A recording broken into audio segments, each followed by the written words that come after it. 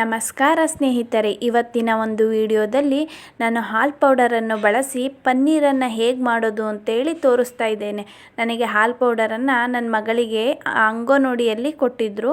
ಅದು ತುಂಬ ಇತ್ತು. ಅದನ್ನು ಏನು ಮಾಡೋದು ಅಂತೇಳಿ ಯೋಚನೆ ಮಾಡಿದಾಗ ಇಂಟರ್ನೆಟ್ಟಲ್ಲಿ ಹೀಗೆ ಸರ್ಚ್ ಮಾಡುವಾಗ ಹಾಲು ಪೌಡರಿಂದ ಪನ್ನೀರನ್ನು ಮಾಡೋದು ತೋರಿಸಿದ್ರು ಒಬ್ಬರು. ನಾನು ಯಾಕೆ ಟ್ರೈ ಮಾಡಬಾರ್ದು ಅಂತ ಟ್ರೈ ಮಾಡಿದೆ. ತುಂಬ ಚೆನ್ನಾಗಿ ಬಂದಿತ್ತು. ಆ ರೆಸಿಪಿನ ನಿಮ್ಮೆಲ್ಲರಿಗೂ ಶೇರ್ ಮಾಡ್ತಾ ಇದ್ದೇನೆ. ಇಷ್ಟ ಆದರೆ ನಮ್ಮ ಚಾನಲ್ನ ಸಬ್ಸ್ಕ್ರೈಬ್ ಮಾಡ್ಕೊಂಡು ಪ್ಲೀಸ್ ಸಪೋರ್ಟ್ ಮಾಡಿ. ನಾನು 1.5 ಬಾಟಲ್ ಹಾಲು ಪೌಡರನ್ನು ಹಾಕ್ಕೊಂಡು ಅದಕ್ಕೆ ಎಷ್ಟು ಬೇಕಷ್ಟು ತಣ್ಣೀರನ್ನು ಸೇರಿಸ್ಕೊಳ್ತಾ ಇದ್ದೇನೆ. ತಣ್ಣೀರು ಸೇರಿಸ್ಕೊಂಡು ಅದನ್ನು ಚೆನ್ನಾಗಿ ಮಿಕ್ಸ್ ಮಾಡ್ಕೊಳ್ಬೇಕು. ಈ ಥರ ಒಂದು ಮಿಕ್ಸರ್ ತಗೊಂಡು ನಾನು ಚೆನ್ನಾಗಿ ಮಿಕ್ಸ್ ಮಾಡ್ಕೊಳ್ತಾ ಇದ್ದೇನೆ. ನೋಡಿ, ಈ ರೀತಿ ಚೆನ್ನಾಗಿ ಮಿಕ್ಸ್ ಮಾಡ್ಕೊಳ್ಬೇಕು.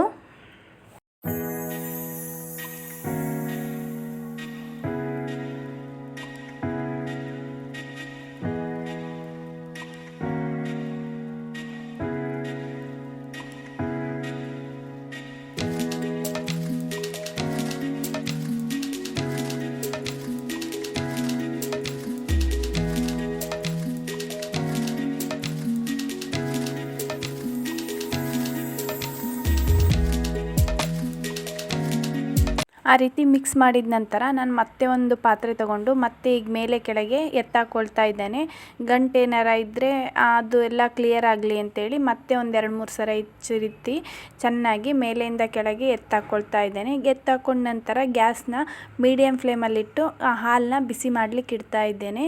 ಬಿಸಿ ಮಾಡಲಿಕ್ಕೆ ಇಟ್ಟ ನಂತರ ಆಗಾಗ ಇದನ್ನು ಸ್ಪೂನ್ ತಗೊಂಡು ಮಿಕ್ಸ್ ಮಾಡ್ತಾ ಇರಬೇಕು. ಇಲ್ದಿದ್ರೆ ಅದು ಹಾಲು ಪೌಡರ್ ಎಲ್ಲ ತಳ ಹಿಡಿಬೋದು ಅಂತ ಹೇಳಿ ಆಗಾಗ ಅದನ್ನು ನಾವು ಮಿಕ್ಸ್ ಮಾಡ್ತಾ ಇರಬೇಕು.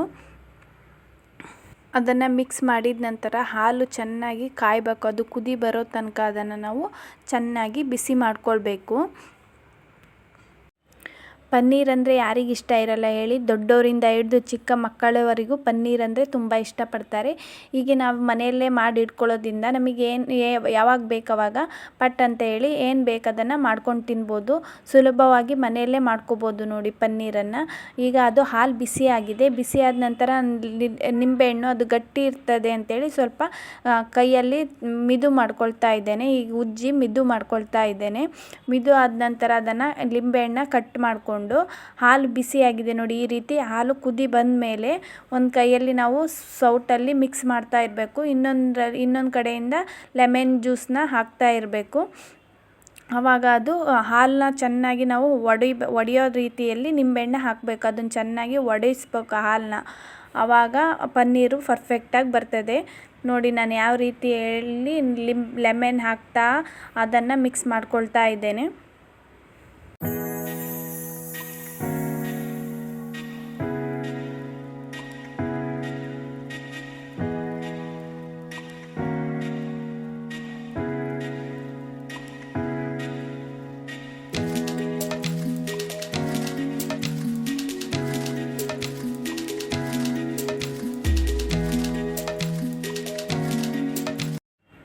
ನೋಡಿ, ಈ ರೀತಿಯಲ್ಲಿ ಚೆನ್ನಾಗಿ ಲೆಮನ್ ಹಾಕಿ ಹಾಲನ್ನು ಒಡೆಸ್ಕೊಳ್ಬೇಕು ನಾವು.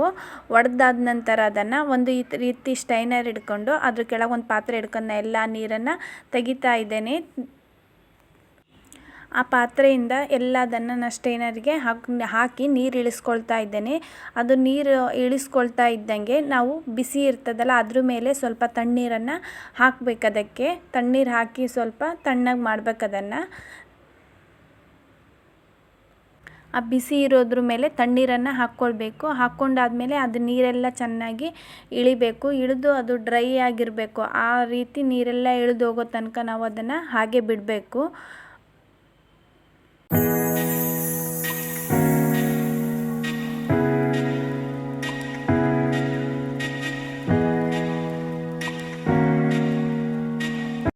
ನೀರೆಲ್ಲ ಇಳಿಸಿದ ನಂತರ ಒಂದು ಕಾಟನ್ ಬಟ್ಟೆ ತಗೊಂಡು ಅದ್ರ ಕೆಳಗೆ ಒಂದು ಪ್ಲೇಟ್ ಇಟ್ಟಿದ್ದೇನೆ. ಆ ಪ್ಲೇಟ್ ಇಟ್ಟು ಅದ್ರ ಮೇಲೆ ಈ ಬಟ್ಟೆ ಮೇಲೆ ನಾವು ರೆಡಿ ಮಾಡ್ಕೊಂಡಂಥ ಪನ್ನೀರನ್ನು ಹಾಕಬೇಕು. ಹಾಕಿ ನೋಡಿ ನಾನು ಯಾವ ರೀತಿ ಅದನ್ನು ತಿರುಗಿಸಿ ಚೆನ್ನಾಗಿ ಮತ್ತೆ ಅದರಲ್ಲ ಇರುವಂತಹ ನೀರೆಲ್ಲ ಮತ್ತೆ ನಾವು ಇಳಿಸ್ಕೊಳ್ಬೇಕು ಅದನ್ನು ಕೆಳಗೆ. ಈ ರೀತಿ ಚೆನ್ನಾಗಿ ರೌಂಡ್ ಮಾಡಿ ಅದರೊಳಗೆ ಇರುವಂಥ ನೀರಿನಂಶ ಅದರಲ್ಲಿ ಇರದೆ ಡ್ರೈ ಆಗಿರಬೇಕು. ಆ ರೀತಿ ಅದನ್ನು ಚೆನ್ನಾಗಿ ಅದರಲ್ಲಿರುವ ನೀರೆಲ್ಲ ಹೋಗೋ ರೀತಿ ಈ ರೀತಿ ತಿರುಗಿಸಿ ಅದನ್ನು ನೀರನ್ನ ಹೋಗೋ ರೀತಿ ಮಾಡಬೇಕು.